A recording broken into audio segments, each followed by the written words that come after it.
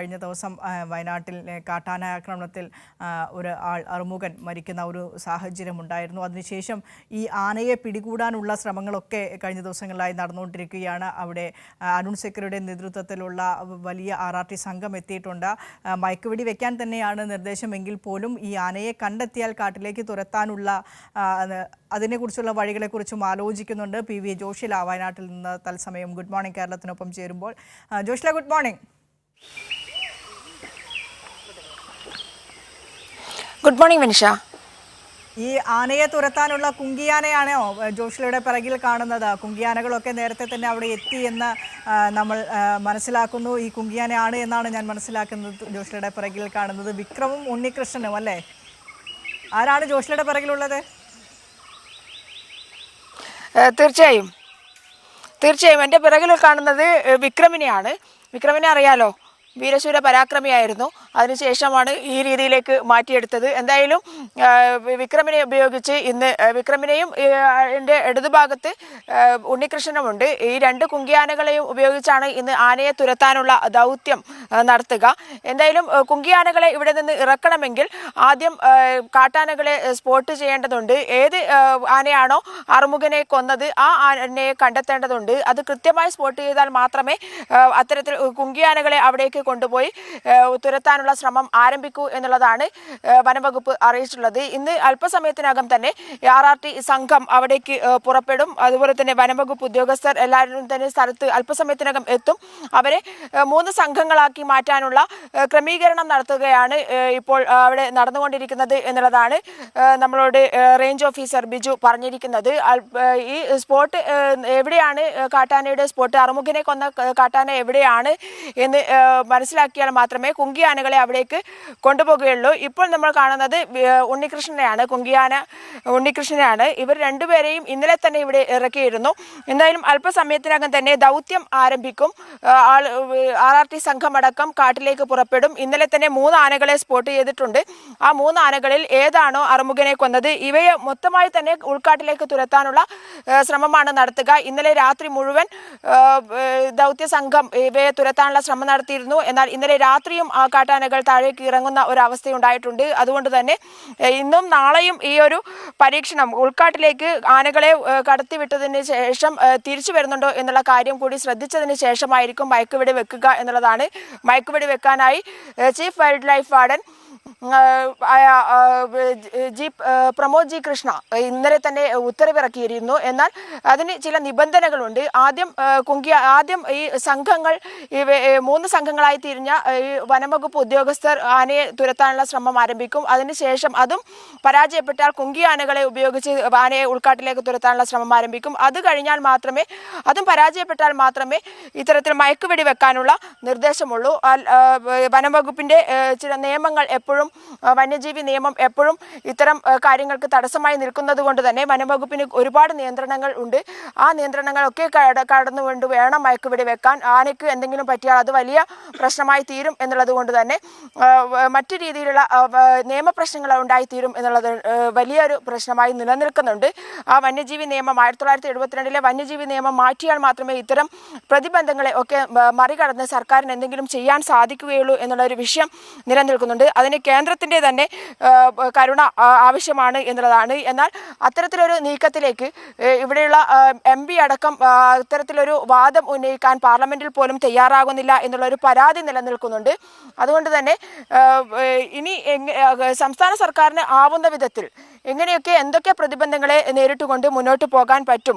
ഇവിടെ ഫെൻസിങ് അടക്കമുള്ള ആധുനിക സാങ്കേതിക വിദ്യകൾ AI ഉപയോഗിച്ചുള്ള ഫെൻസിങ് അടക്കം കൊണ്ടുവരാനുള്ള ശ്രമം നടത്തുകയാണ്. അത് ഒരു ഭാഗത്ത് നടപ്പിലാക്കിക്കൊണ്ടിരിക്കുന്ന സമയത്താണ് ഇവിടെ ഇങ്ങനെയൊരു സംഭവം ഉണ്ടായിട്ടുള്ളത്, ദാരുണമായ സംഭവം ഉണ്ടായിട്ടുള്ളത്.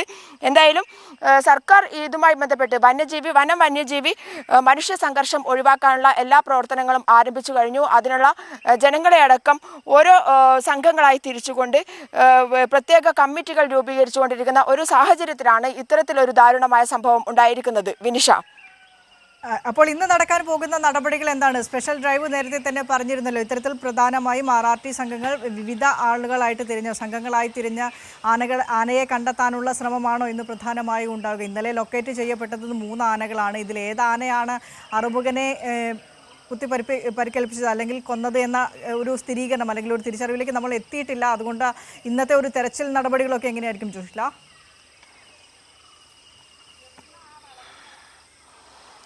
വിനിഷ, ഇത് രാവിലെ മുതൽ തിരച്ചിൽ ആരംഭിക്കും. ഏകദേശം അല്പസമയത്തിനകം തന്നെ സംഘം ഇവിടേക്ക് എത്തിച്ചേരും, കാട്ടിലേക്ക് പുറപ്പെടും എന്നുള്ളതാണ്. ആ കാട്ടിലേക്ക് പുറപ്പെട്ട സംഘമായിരിക്കും ഏതാണ് ആന എന്നുള്ള തിരിച്ചറിവ് നിന്നും വീണ്ടും കുങ്കി ആനകളെ കൊണ്ടുപോകണമോ എന്നുള്ള കാര്യം തീരുമാനിക്കുക എന്നുള്ളതാണ്. കുങ്കി ആനകളെ ഇവിടെ നിന്നും കൊണ്ടുപോകണമെങ്കിൽ അറുമുഖനെ കൊന്ന ആന ഏതാണെന്നുള്ള തിരിച്ചറിയണം, എങ്കിൽ മാത്രമേ ഇവിടെ നിന്നും കൊണ്ടുപോവുകയുള്ളൂ എന്നാണ് പറഞ്ഞത്. അല്ലെങ്കിൽ ജീവനക്കാർ തന്നെ, വനംവകുപ്പ് ഉദ്യോഗസ്ഥർ തന്നെ ആനകളെ ഉൾക്കാട്ടിലേക്ക് തുരത്തും. അങ്ങനെ തുരത്തുന്ന ദൗത്യം പരാജയപ്പെട്ടാൽ മാത്രമേ കുങ്കി ആനകളെ അവിടേക്ക് കൊണ്ടുപോവുകയുള്ളൂ. മാത്രമല്ല, വലിയൊരു സാഹചര്യം നിലനിൽക്കുന്നുണ്ട്. സാധാരണ രീതിയിൽ സമതല പ്രദേശമല്ല, കാട്, കുന്ന്, മല വലിയ പ്രശ്നമാണ്. ഉൾക്കാടിലേക്ക് കൊണ്ടുപോകണമെങ്കിൽ, ഈ കുങ്കി ആനകളെ അവിടേക്ക് കൊണ്ടുപോകണമെങ്കിൽ വളരെ പരിചിതമായ കാട്ടാനകളാണ് ഇവിടേക്ക് മലയിറങ്ങി വരുന്നത് എന്നുള്ള ഒരു പ്രശ്നം കൂടി നിലനിൽക്കുന്നുണ്ട്. അതുകൊണ്ട് കുങ്കി ആനകളെ അവിടെ കൊണ്ടുപോകണമെങ്കിൽ കാട്ടാനകൾ എങ്ങോട്ട് സഞ്ചരിക്കുന്നു അതിനനുസരിച്ചുള്ള ഒരു സാഹചര്യം കൂടി ഒരുങ്ങി വരേണ്ടതുണ്ട്. അതുമാത്രമല്ല, മയക്കുവെടി വെക്കണമെങ്കിലും മലമുകളിൽ നിന്നുകൊണ്ട് അല്ലെങ്കിൽ ഉൾക്കാട്ടിൽ നിന്നുകൊണ്ട് പെട്ടെന്ന് ഓടുന്ന രീതിയിലേക്കുള്ള സാഹചര്യം സംജാതമായാൽ വലിയ പ്രശ്നങ്ങളിലേക്ക് അത് നയിക്കും, ജനവാസ മേഖലയിലേക്ക് ഇറങ്ങും. അതുകൊണ്ട് ഒരു പരന്ന പ്രദേശത്തേക്ക് അല്ലെങ്കിൽ അതിന് ഒത്ത ഒരു സാഹചര്യം ഇണങ്ങി വന്നാൽ മാത്രമേ മയക്കുവെടി പോലും വെക്കാൻ സാധിക്കുകയുള്ളൂ. വലിയ കാട് ഉള്ള പ്രദേശമാണ്, അതുപോലെ തന്നെ വലിയ കുന്നുകളുള്ള പ്രദേശമാണ്. നമുക്കറിയാം ചെമ്പ്ര എങ്ങനെയുള്ള പ്രദേശമാണ്, സമുദ്രനിരപ്പിൽ നിന്നും ഏറ്റവും ഉയരത്തിലുള്ള പ്രദേശം കൂടിയാണ്. അതൊരു വലിയ പ്രതിസന്ധി തന്നെയാണ്. ആനകളെ, അതായത് 1-2 ആനകളെ, 3-ലധികം ആനകൾ ഇങ്ങനെ കൂട്ടമായി വരുന്ന ഒരു സ്ഥലം കൂടിയാണ്. അത്തരത്തിലുള്ള ഒരുപാട് പ്രതിസന്ധികൾ ഉദ്യോഗസ്ഥരെ സംബന്ധിച്ചിടത്തോളം ഉണ്ട്. ആ ഒരു പ്രതിസന്ധി മറികടന്നിട്ട് വേണം ഈ ആനകളെ ഉൾക്കാട്ടിലേക്ക് തുരത്താൻ. ഉൾക്കാട്ടിലേക്ക് തുരത്തിയ ആന രാത്രി ഇവിടേക്ക് തന്നെ വരുന്നു എന്നുള്ള ഒരു പ്രശ്നം നിലനിൽക്കുന്നു. സാധാരണ നമ്മൾ ഇതുവരെ കണ്ടുവന്ന ആനകളൊക്കെ തന്നെ പകൽ നേരങ്ങളിൽ ജനവാസ മേഖലകളിൽ ഇറങ്ങുന്നതാണ്. എന്നാൽ ഇത് രാത്രി കാലങ്ങളിൽ മാത്രം ജനവാസ മേഖലകളിലേക്ക് ഇറങ്ങുന്നു എന്നുള്ള ഒരു പ്രതിസന്ധിയുണ്ട്. അതുകൊണ്ട് തന്നെ മയക്കുവെടി വെക്കുക എന്നുള്ളത് വലിയ പ്രശ്നമാണ്.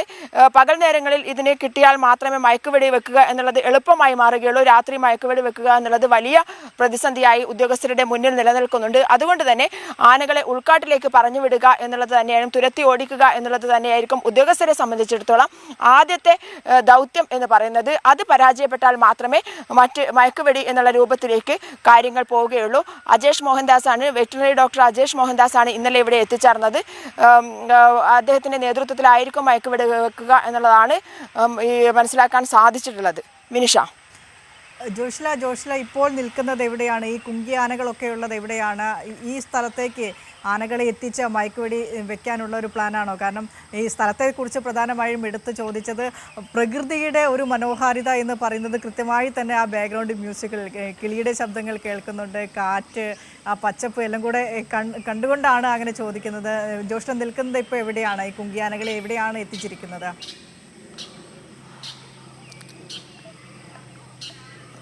വിനിഷ, മേപ്പാടിയിലെ അതിമനോഹരമായ ചെമ്പ്ര പീക്കിന്റെ താഴ്വാരങ്ങളാണ് സത്യത്തിൽ ഇത്. ഈ ആന ദൗത്യം എന്ന് പറയുന്നത് ഇവിടെ നിന്ന് കുറച്ചുകൂടി പോകേണ്ടതുണ്ട്. അവിടെ ഇതിലും മനോഹരമായ ഒരു സ്ഥലം കൂടിയാണ്. പക്ഷേ അതിനടുത്തുള്ള ഒരു മൈതാനം പോലെയുള്ള ഒരു സ്ഥലത്താണ് ഇപ്പോൾ കുങ്കി ആനകളെ കൊണ്ട് നിർത്തിയിരിക്കുന്നത്. ഇവിടേക്ക് കാട്ടാനകളെ കൊണ്ടുവരിക എന്ന് പറയുന്നത് അതൊരിക്കലും നടക്കുന്ന കാര്യമല്ല. ഇവിടെ നിന്നും കുങ്കി ആനകളെ അങ്ങോട്ടേക്ക് അതായത് മല മുകളിലേക്ക് കൊണ്ടുപോവുക എന്നുള്ളതാണ് ഉദ്യോഗസ്ഥർ. ഏകദേശം ഒരു സൗകര്യപ്രദമായ ഒരു സ്ഥലത്തേക്ക് കുങ്കി ആനകളെ കൊണ്ടുവന്നു എന്നുള്ളത് മാത്രമേ ഉള്ളൂ. ഇവിടെ നിന്നും കുറച്ച് അകലെയാണ് ചെമ്പ്ര പീക്കിന്റെ ആ ഭാഗങ്ങൾ വരുന്നത്. ആ ഭാഗത്തേക്കാണ് പോകേണ്ടത്. ഇവിടെ നിന്നും കൊണ്ടുപോകും, കുറച്ച് സമയം കഴിഞ്ഞാൽ ഇവിടെ നിന്നും കുങ്കി ആനകളെ കൊണ്ടുപോകും എന്നുള്ളതാണ്. ഏറ്റവും മനോഹരമായ പ്രദേശം തന്നെയാണ് നിൽക്കുന്നത്. ഇതിനും അപ്പുറത്ത് ഇന്നലെ ഇവരെ കൊന്ന സ്ഥലത്ത് പോലും വളരെ മനോഹരമായ സ്ഥലമാണ്. അവിടെ 17 കുടുംബങ്ങൾ മാത്രമാണ് കോളനിയിൽ താമസിക്കുന്നത്.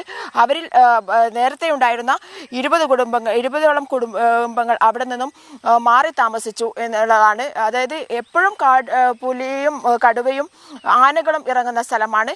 രാത്രികാലങ്ങളിൽ ഏകദേശം 6 മണിക്ക് ശേഷം അത്തരത്തിൽ ഒരു പുറത്തിറങ്ങാൻ പറ്റാത്ത ഒരു സാഹചര്യം കൂടിയുണ്ട്.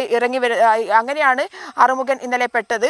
അതായത് 8 മണി ആകുമ്പോഴേക്കും വന്നപ്പോൾ നേരെ മുഖാമുഖം കണ്ടതുകൊണ്ട് മാത്രമാണ്, മുഖാമുഖം ആനയുടെ മുന്നിലേക്ക് പെട്ടതുകൊണ്ട് മാത്രമാണ് അറുമുഖനെ ഇന്നലെ കൊല്ലുന്ന ഒരു സാഹചര്യത്തിലേക്ക് മാറിയത് എന്നുള്ളതാണ് നാട്ടുകാർ പറയുന്നത്. അതിനു മുൻപ് തന്നെ അവിടെ ആനയുണ്ടായിരുന്നു. ആന വരുന്ന വിവരം എല്ലാവരെയും അറിയിച്ചിട്ടുണ്ട്. ആന ഇറങ്ങിയ വിവരം എല്ലാവരെയും അറിയിച്ചിരുന്നു. എന്നാൽ അറുമുഖനുമായി ബന്ധപ്പെടാൻ സാധിച്ചിട്ടില്ല. പെട്ടെന്ന് മുന്നിലേക്ക് പെട്ടതാണ്. അതുകൊണ്ടാണ് ഇത്തരത്തിൽ ഒരു ദാരുണമായ സംഭവം ഉണ്ടായിട്ടുള്ളത്. ഇത് നാട്ടുകാർക്ക് ഏകദേശം ഇതുമായി ചിരപരിചിതരാണ്. നാട്ടുകാർ വന്യമൃഗങ്ങളുമായി നേരിട്ട് കണ്ട് അതിനെ അഭിമുഖീകരിക്കുന്നവരാണ്. പക്ഷേ ഞാൻ പറഞ്ഞു വന്നത് എന്താണെന്ന് വെച്ചാൽ ഇവിടെ അത്തരത്തിലുള്ള ഒരു സാഹചര്യം നിലനിൽക്കുന്നുണ്ട് എന്നുള്ളതാണ്. അവിടെ ഫെൻസിങ് എല്ലാവിടെയും കൃത്യമായ ഫെൻസിങ്ങും ആവശ്യമാണ് എന്നുള്ളതാണ്. ശരി ജോഷില, ഏതായാലും എരുമക്കൊലിയിൽ അവിടെ അറുമുഖനെ കുത്തിക്കൊന്ന ആനയെ പിടിക്കാനുള്ള ശ്രമങ്ങൾ തുടരുകയാണ്. ഇന്നും നാളെയുമായി ഏകദേശം ആ ഭാഗത്തുള്ള കാട്ടാനകളെ തുരത്തെ ഉൾവനത്തിലേക്ക് ഓടിക്കാനുള്ള ശ്രമങ്ങളാണ് പ്രധാനമായും നടക്കുക. ഏതെങ്കിലും രീതിയിൽ മയക്കുവെടി വെക്കാനുള്ള ഒരു സാഹചര്യം, ഇതിനുശേഷം മാത്രമേ മയക്കുവെടി വെക്കുക എന്നുള്ള ഒരു നടപടികളിലേക്ക് പോവുകയുള്ളൂ. നിലവിൽ മയക്കുവെടി വെക്കാനുള്ള നിർദ്ദേശമുണ്ടെങ്കിൽ പോലും കാട്ടാനകളെ ഉൾവനത്തിലേക്ക് തുരത്താൻ കഴിയുമോ എന്ന് ആദ്യം തന്നെ നോക്കും. അതിനുശേഷമാണ് മയക്കുവെടി അടക്കമുള്ള നടപടിക്രമങ്ങളിലേക്ക് കടക്കുക. പി വി ജോഷിലയാണ് വിശദാംശങ്ങളെല്ലാം നൽകിയത്.